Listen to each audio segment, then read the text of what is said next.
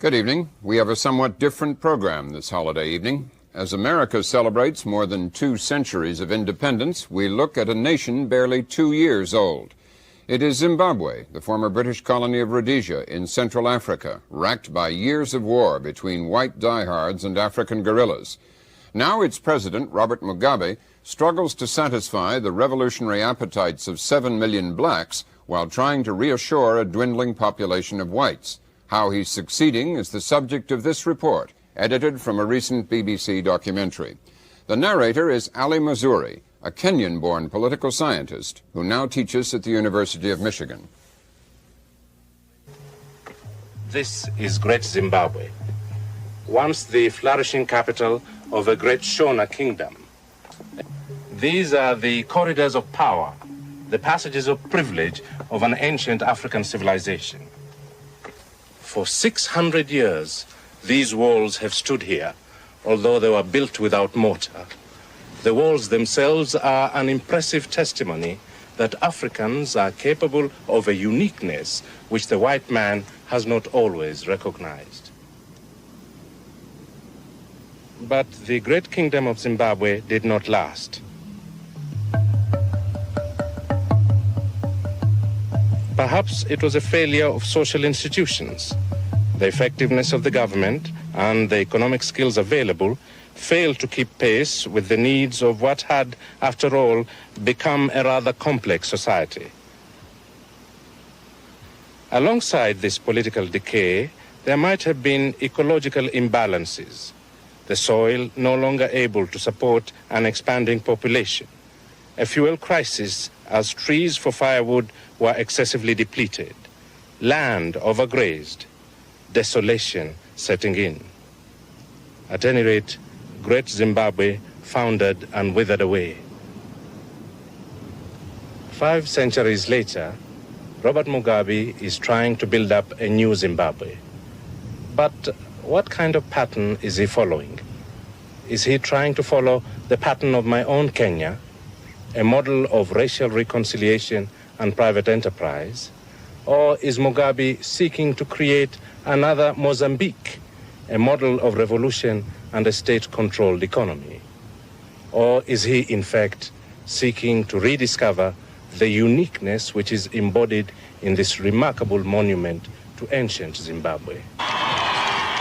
People voted for him because they were hungry for change. But can their sense of national renewal be sustained for long? Enthusiasm is a perishable commodity. Perhaps that's why Mugabe vilifies his adversaries as a popular way to mobilize support. Mugabe is also trying a policy of reconciliation, an olive branch to those same adversaries. It's a strategy very much in the Kenyan mold. Mobilization is more like Mozambique. Both policies are expected to flourish under the umbrella of Mugabe's one-party state.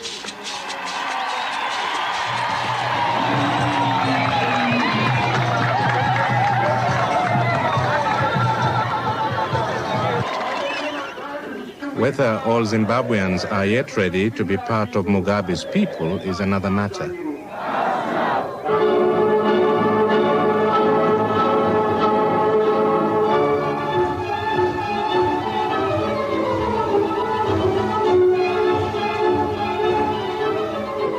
Many whites still live in a Rhodesia of their own.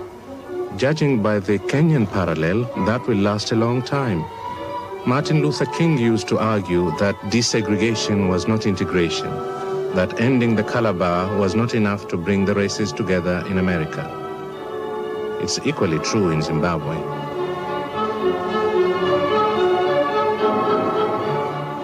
But it's more than a lack of harmony. 2,000 whites are leaving every month, and that's a bigger exodus than Kenya's in the same period.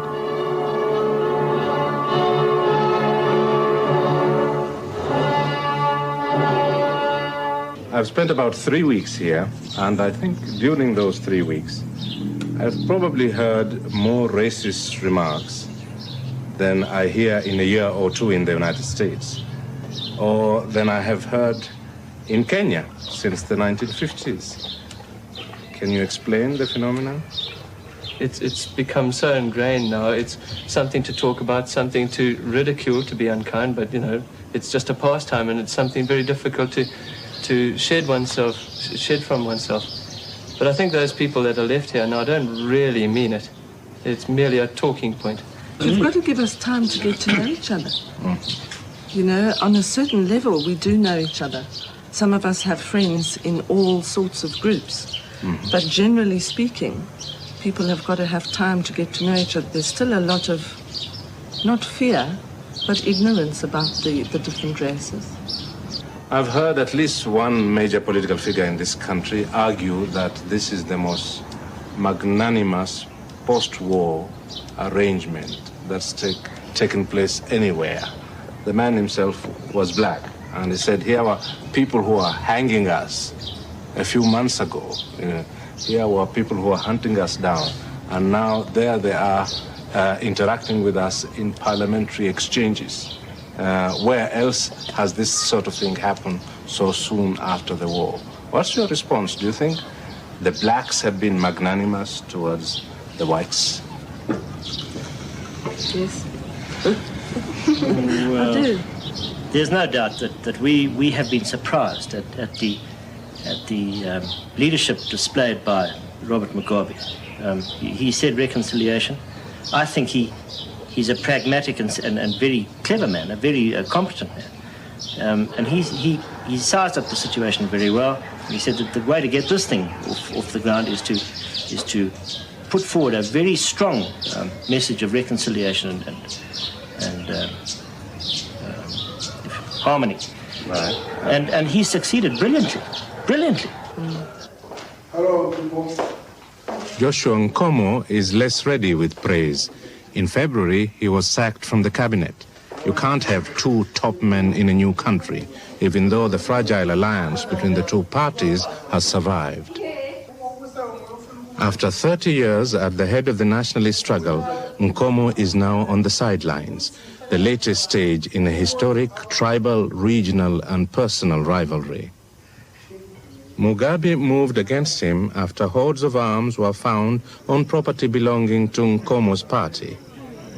Enough to start a war, said Mugabe. If Mugabe had treated those arms as we have treated other arms we have discovered, and then together tried to discover who was responsible without making a noise about it and handling it as government, at the time when I was still minister, we could have handled this as government, and I could have handled as leader of ZAPU to discover what happened. But I was never given a chance. I was accused and everything. It was a political hullabaloo. There was so much insult on me and all over in the papers and radios and television. Now, that was very unfortunate, very disruptive, very blanksmanship. This is a failure. This part of it really I did not expect, and it's a sad chapter in the history of our independence. Very sad one. The repercussions of the Nkomo affair are still being felt. The workers on Zimbabwe's largest vegetable farm have now been caught up in the conflict. They are all on notice from the government.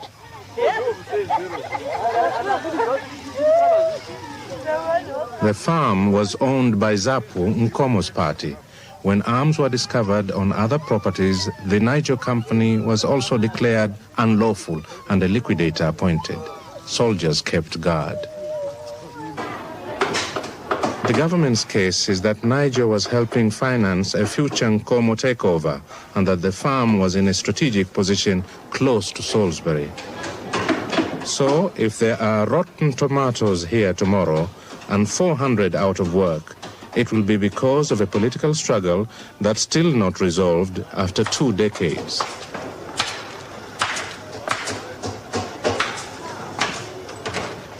Do you feel the political noose getting tighter around your neck, if I may so put it? Do you feel vulnerable? My neck is very big. As Churchill said, some neck. It's very big, my dear, for that type of thing. But do you think you could be detained? Not that I've been detained before, it doesn't mean a thing.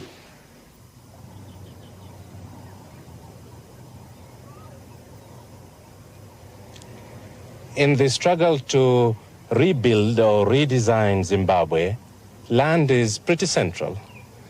It was, after all, what the war was all about. Thousands of young African men and women left their villages, their homesteads, to join the ranks of the fighters. They were fighting for land, as well as for liberty, for farming, as well as for freedom. When you look at it, they were, in fact, giving up their lives, and over 20,000 of them perished in the war. And yet, when a visitor comes to Zimbabwe, he is struck by how much land there is. 7.5 million people sharing 40 million hectares of land. Statistically, that comes down to over 10 acres for every man, woman, and child in the country. But there is a real problem of distribution.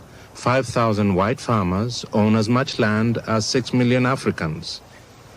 Partly because the first settlers took the best land in Rhodesia, and partly because of their superior skills, the white farmers became the backbone of the country's economy, alongside its mineral wealth. Jim Sinclair is president of the Commercial Farmers Union. His case is that European farms produce 3 or 4 times the output on African communal land, and that the economy simply can't do without them. He also argues that since commercial farmers are the biggest employers in the land, any large-scale move to dispossess them could leave thousands unemployed.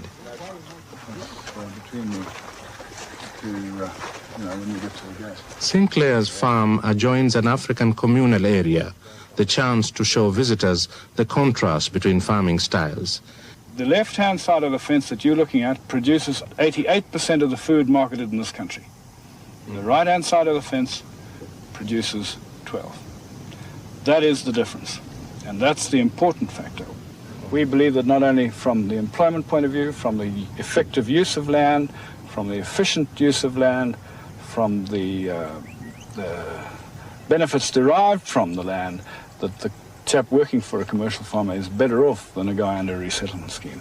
A related point is whether you are making enough allowances for what appears to be a genuine hunger for land in this country, and also for what appears